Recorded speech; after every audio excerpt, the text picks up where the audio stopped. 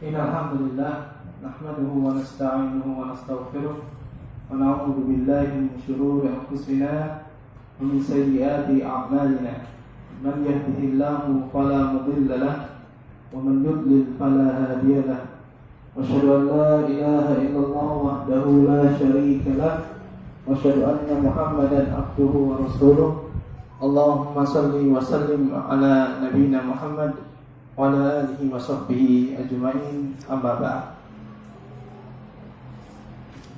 Ya Tuhan asad sahabat rahman wa rahmatullah.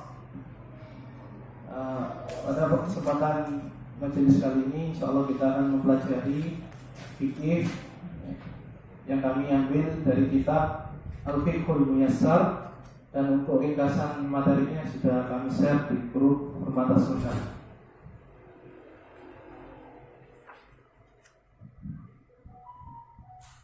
Bagi yang ingin mempelajari lebih detail bisa cari buku terjemahnya. Sudah dicetak dan diterjemahkan dan harganya juga cukup lumayan murah.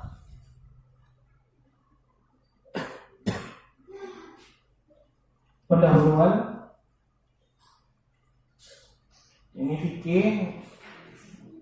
fikih adalah secara bahasa maknanya al-fahm, yakni memahami. Sebagaimana contohnya firman Allah Azza wa Jalla, wa in min syai'in illa yusabbihu bihamdi walakin la tafqahuna tasbihahum. Kata Allah Subhanahu wa taala, tak ada suatu pun melainkan bertasbih memujinya, tetapi kalian tidak mengerti tasbih mereka. Jadi tasbihnya langit yang 7, bumi dan apa saja yang ada di dalamnya. Innahu kana haliman ghafura. Sesungguhnya Dia Allah adalah Zat yang Maha Penyantun lagi Maha Pengampun. Dan surat Al-Isra. Ini fikih secara bahasa, biar kita paham apa itu fikih. Kemudian sabda Nabi SAW, man yuridillahu bihi khairan yufaqihu fid-din. Siapa saja yang Allah inginkan kebaikan baginya, niscaya Allah fahamkan dirinya di dalam urusan agama. Di sini Nabi SAW menggunakan kata fiqh, yakni memahami. Itu secara bahasa. Ada secara istilah, sering kita dengar usul fiqh, pelajaran fikih, kemudian kajian fikih.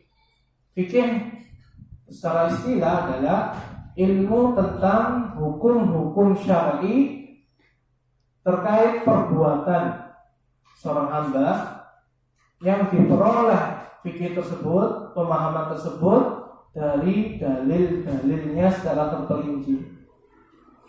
Jadi fikih adalah ilmu tentang hukum-hukum syar'i yang terkait atau berkaitan dengan perbuatan hamba yang diperoleh dari dalil-dalil secara terperinci.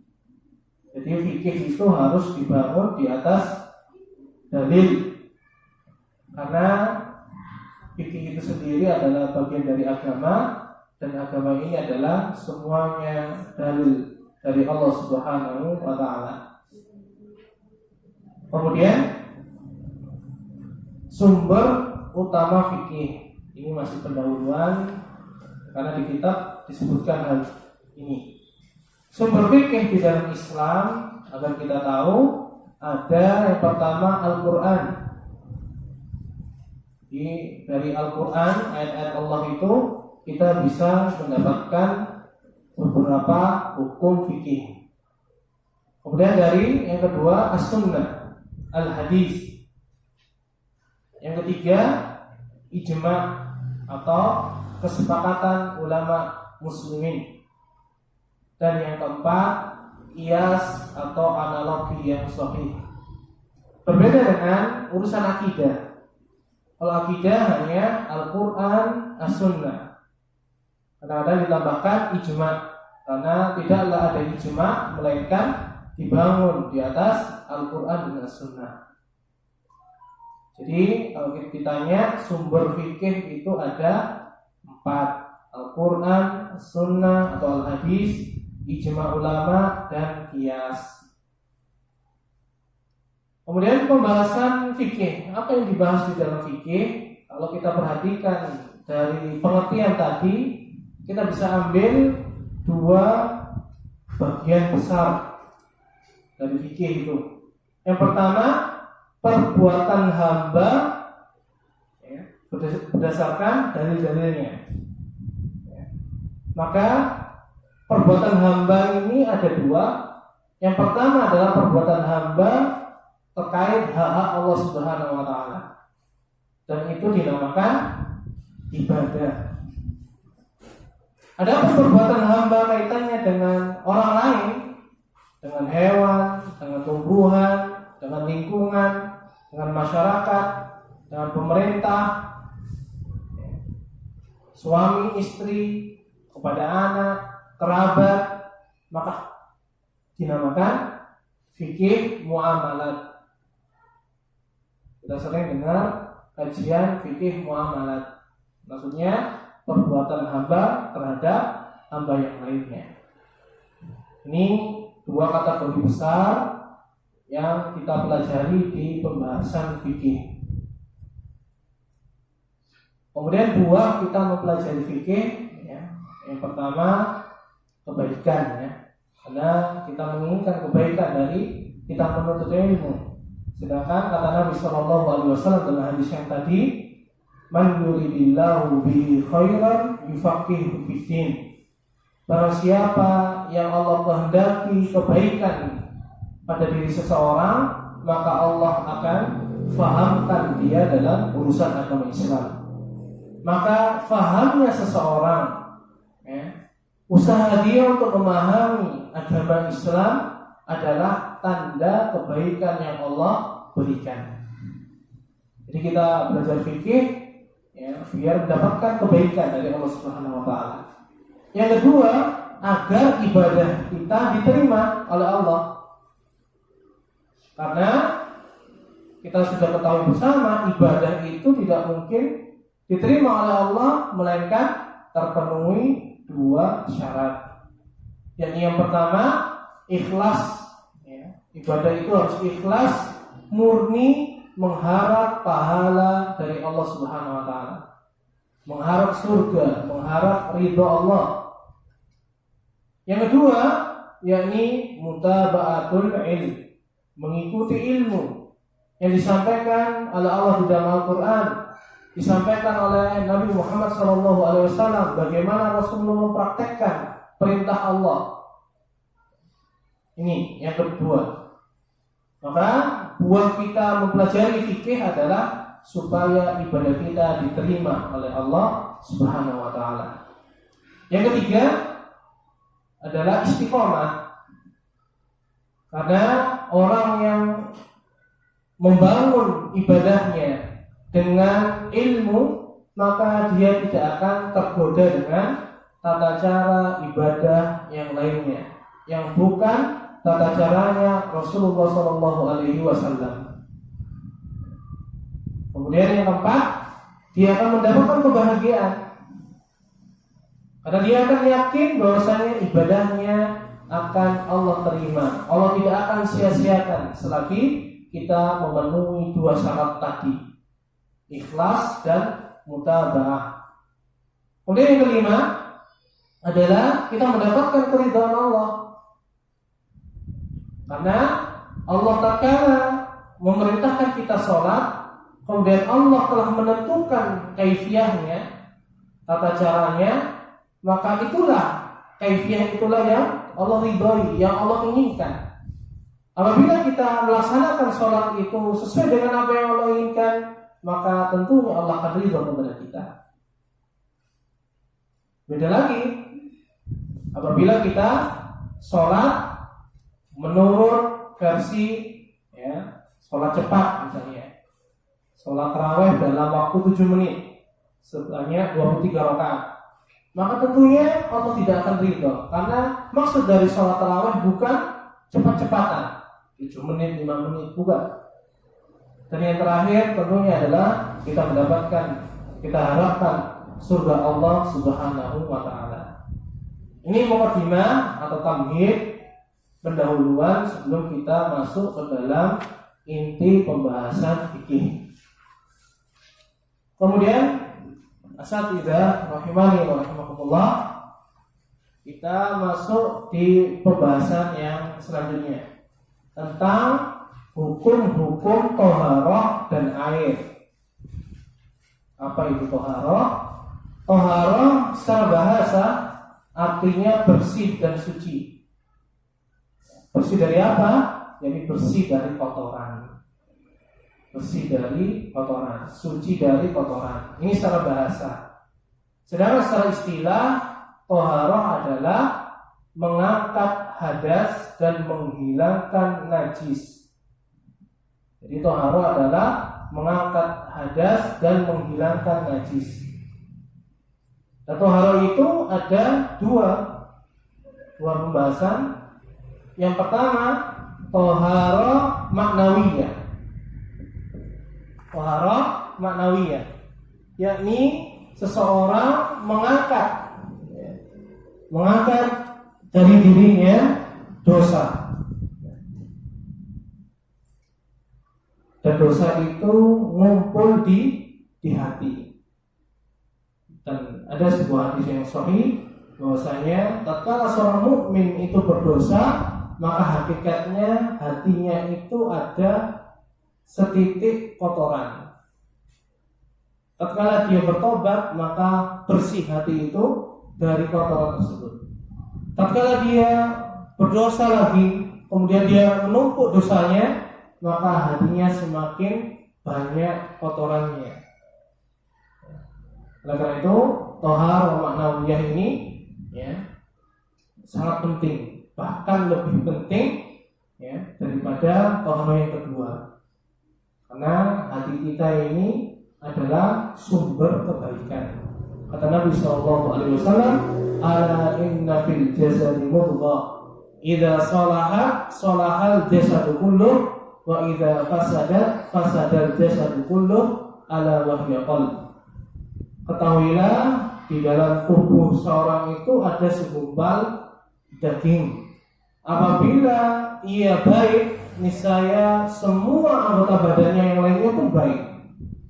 Dan seandainya segumpal itu buruk, jelek, maka mempengaruhi jeleknya seluruh anggota tubuhnya. Ketahuilah segumpal itu adalah jantung, atau yang disebut kita dengan bahasa kiasan, yakni hati. Yang apabila kita disakiti, kita letakkan tangan kita di jantung kita itu. Sakit hati, kemudian kecewa, sedih, jantungnya semakin berdebu. Itulah makna aslinya. Jadi qalbun itu jantung, tapi bahasa kiasannya adalah hati. Dan bahasa Arab kalau hati itu bahasa Inggrisnya liver. Sakit hepatitis itu menyerang hati, maksudnya liver. Dan bahasa Arab adalah kabid. Yang kedua, toharoh hissiyah. Ini toharoh panca indera, anggota badan. Itu ada dua, sebagaimana keterangan tadi, yakni dari hadas dan dari najis. Hadas itu menimpa badan, dan najis itu bisa badan, pakaian, dan tempat. Hadas adalah sifat yang menempel pada badan yang menghalangi keabsahan sholat dan ibadah yang memerlukan toharoh. Di hadas adalah sifat yang menempel pada badan yang menghalangi keabsahan sholat atau ibadah yang memerlukan toharoh. Contoh ibadah yang memerlukan toharoh selain sholat adalah misalnya tawaf. Tawaf. itu harus dia dalam keadaan suci, ya, berwudu. Dan sebagian mazhab yakni membaca Al-Quran. Kemudian najis adalah benda. Kalau hadas tadi sifat tidak terlihat, mungkin di antara kita ada yang setelah BAK atau BAB tidak berwudu, maka kita nggak akan tahu apakah di antara kita ini ada yang tadi setelah BAK itu berwudu atau tidak, karena sifat tidak terlihat. Sedangkan najis adalah benda, bisa diraba, terindra, benda yang dianggap kotor oleh syariat. Ini kata kuncinya. Jadi najis itu adalah benda yang dianggap kotor oleh syariat, dan dia menghalangi keabsahan ibadah yang memerlukan thaharah. Jadi kita nggak boleh menentukan benda ini najis kecuali harus ada dalil. Misalnya, Mas, Mbak, jangan main di paving. Setelah wudhu jangan main di paving karena pavingnya najis. Maka kita harus tanya kepada seorang yang mengatakan hal tersebut, mana dalilnya paving ini najis? Harus dapat menyebutkan dalilnya. Dalil di sini maksudnya adalah hujjah, keterangan bahwasanya benda ini najis secara syar'i atau tertimpa benda najis. Contoh, tadi orang yang mengatakan, Mas, Mbak, jangan mainan di paving kecuali pakai alas kaki karena paving ini najis. Kita tanya, dari mana? Mana dalilnya?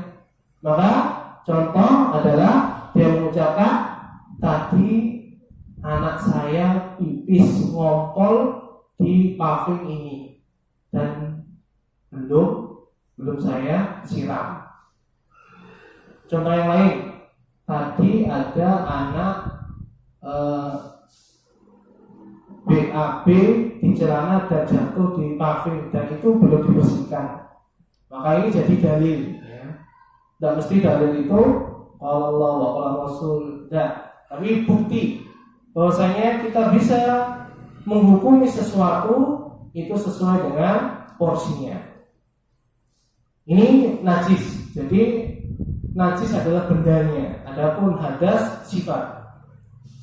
Mensucikan diri dari hadas terbagi menjadi dua, yakni hadas besar yang bisa dihilangkan dengan cara mandi khusus. Nanti kita bahas insyaallah. Kemudian ada hadas kecil yang kita bisa hilangkan hukum hadas ini dengan berwudu. Dan kita akan bahas nanti apa saja yang menyebabkan seseorang itu punya hadas besar dan apa saja yang seseorang itu menyebabkan berhadas kecil. Apabila tidak ada air atau seseorang itu terhalang menggunakan air, mungkin karena sakit, ya, atau lagi alergi air sehingga gatal, maka Allah Subhanahu wa taala memberikan keringanan, rukhsah. Boleh tidak menggunakan air, tapi menggunakan debu. Dengan debu atau tanah di semua permukaan bumi. Semua, tidak harus di dinding, tidak harus di lantai, tidak harus di meja yang, ya, bahasa kita apa, ngeres, bukan, tapi semua permukaan, entah itu tembok, pintu, meja, di bawah meja, ya, pokoknya di permukaan bumi itu dinamakan debu secara bahasa syar'i. Dan dalilnya dalam surat ini Al-Maidah kami sebutkan di sini. Kemudian asatidzah rahimani wa rahimakumullah, kalau tidak mampu ya, menemukan air, maka bisa kita pakai tayamum. Jadi tidak hanya terhalang dari air, tapi apabila tidak ada air juga kita bisa bertayamum. Contoh, ada air, kita naik kereta, air di kamar mandi habis. Kemudian kita bawa uang pas-pasan, ada penjual air minum, sedangkan kita butuh minum. Apakah wajib bagi seorang yang sedemikian keadaannya untuk beli air untuk berwudu? Jawabnya adalah tidak harus, ya, karena tak cukup uangnya, bisanya hanya untuk minum, sedangkan kebutuhan minum itu kebutuhan yang lebih, ya, lebih urgent. Sedangkan seorang sholat wudu bisa diakhirkan, ya, bisa dijamak, ya, dengan waktu sholat selanjutnya, atau dengan ini, yakni Allah beri kemudahan, dia bertayamum. Kemudian pembahasan air terbagi menjadi dua. Air itu ada dua, yakni air tahur dan ada air najis. Air yang dapat digunakan untuk kita bersuci, entah itu untuk mandi khusus atau wudu, adalah air yang tahur, yakni suci zatnya dan mensucikan selainnya. Yang air ini bisa mensucikan yang lainnya dan asli sebagaimana penciptaannya. Dan ini juga disebut dengan air mutlak. Contohnya apa? Contohnya air laut. Airnya suci, zatnya suci, bisa digunakan untuk mensucikan, bisa digunakan untuk bersuci, dan asli, asin. Ya. Jadi asin di sini memang Allah ciptakan air laut itu asin, maka kita bisa menggunakan meskipun rasanya asin. Begitu pula misalnya air danau, airnya suci, kemudian bisa kita gunakan untuk bersuci dan aslinya adalah beku atau dingin, maka air itu dinamakan air mutlak atau air tahur. Dan kami sebutkan di sini beberapa dalil tentang macam-macam air. Ini air yang pertama, ini air tahur, bisa air hujan, sebagaimana firman Allah Ta'ala dalam surat Al-Anfal, wa yunazzilu 'alaikum minas samaa'i ma'an liyutahhirakum bih. Dan Allah menurunkan kepada kalian hujan dari langit untuk mensucikan kalian dengan hujan tersebut. Dan Nabi SAW dalam sholatnya dan doa istiftah atau iftitah, beliau pernah berdoa, Allahumma ghsil khotoyaya bil ma'i wassalji wal barad. Ya Allah, bersihkanlah aku dari dosa-dosaku dengan air, dengan es, dan dengan embun. Jadi mafhumnya Rasulullah ingin air es atau air atau embun itu Allah dengannya mensucikan dosa-dosa beliau sallallahu alaihi wasallam. Dan hadis tentang air laut, tatkala beliau ditanya oleh nelayan, kami biasanya nelayan kalau ke laut biasanya cuma bawa air minum, nggak cukup kalau bila dipakai untuk berwudu. Ya Rasulullah, bolehkah kami berwudu dengan air laut? Maka beliau mengatakan wa tahuru ma'uhu al-hillu maitatuhu. Kata Nabi SAW, air laut itu tahur, suci mensucikan, dan halal bangkainya. Maksudnya apa? Halal bangkai hewan air. Contoh hiu, paus, gurita, cumi-cumi, lobster, ya, itu semua halal. Bukan maksud bangkai laut adalah hewan yang mati di laut. Ya, contohnya manusia laut, maka tidak halal. Kemudian ular, ya, ular yang tinggal di laut. Kemudian babi laut, kalau memang ada babi yang berenang kemudian mati. Kemudian sebagai para ulama juga beri contoh buaya. Buaya ini tidak halal karena hakikatnya mereka adalah hewan-hewan darat.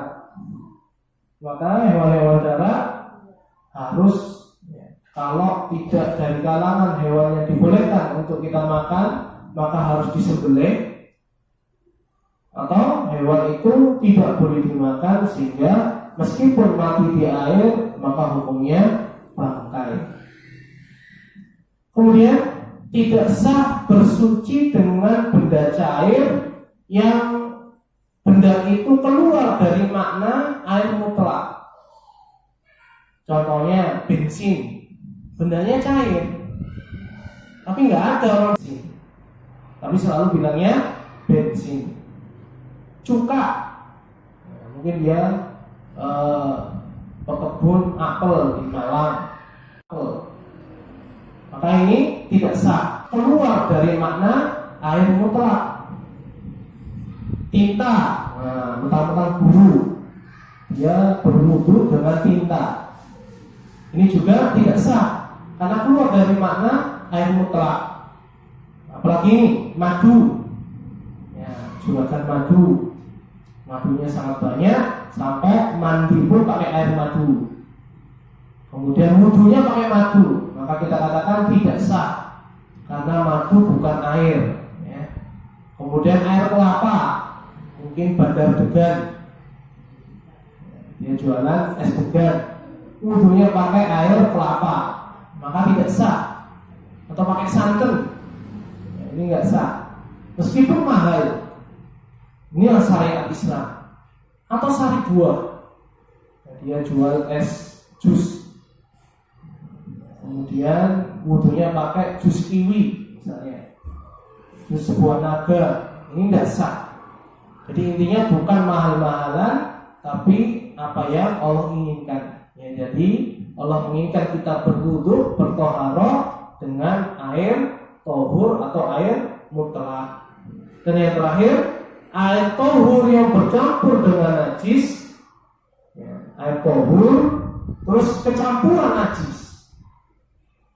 Kemudian air tohur yang kecampuran najis itu berubah salah satu sifatnya, entah aromanya, rasanya, atau warnanya, maka statusnya air itu berubah dari tohur menjadi najis. Dalilnya ijma ulama. Anda kasih contoh. Ada ember yang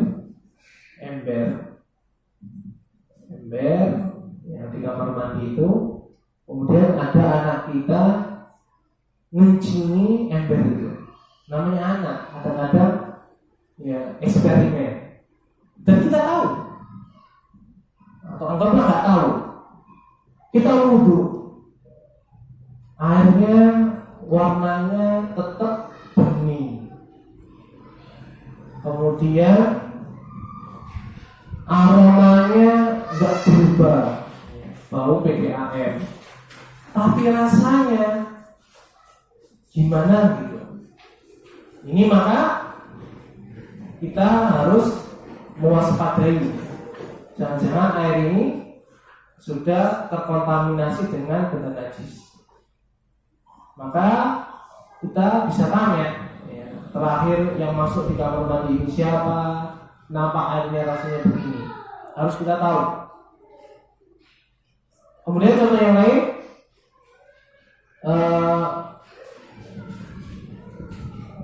ada air minum di gelas.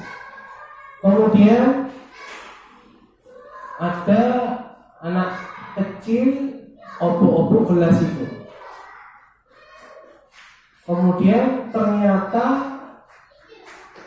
anak kecil itu tangannya penuh dengan tinta karena habis menggambar coret-coret, sehingga air gelas itu berwarna hitam atau warna-warni. Maka harus kita yakini air itu berubah sifatnya. Tapi apakah air itu yang kecampuran tinta itu berubah statusnya jadi najis? Insya Allah kita bahas di pertemuan yang akan datang.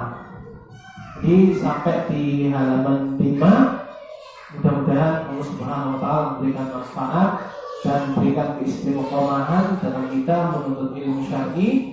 Mungkin ini dulu yang dapat kami sampaikan. Kalau lebihnya kami mohon maaf. Apabila ada pertanyaan, silakan jabri ke nomor kami. Semoga Allah Subhanahu wa Ta'ala memberikan kemudahan bagi kami apabila kami tahu jawabannya. Wassalamualaikum warahmatullahi wabarakatuh.